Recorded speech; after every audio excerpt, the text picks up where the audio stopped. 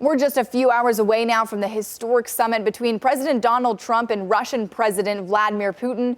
ABC's Nicole D'Antonio explains the president's hopes and warnings for the meeting.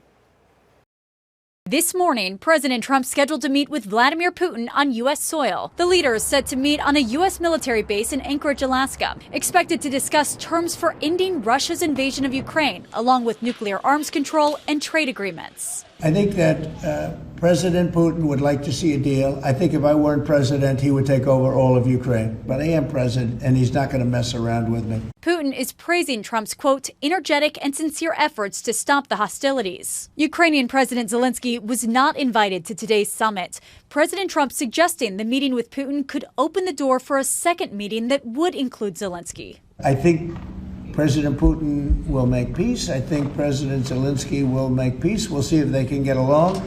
And if they can, it'll be great. Still, President Trump admitted yesterday he thinks there's a 25% chance they'll leave the summit with no deal. Meanwhile, across Anchorage, Alaska, protesters seen waving Ukrainian flags and holding signs that say Alaska stands with Ukraine. I have no hope it's going to solve anything.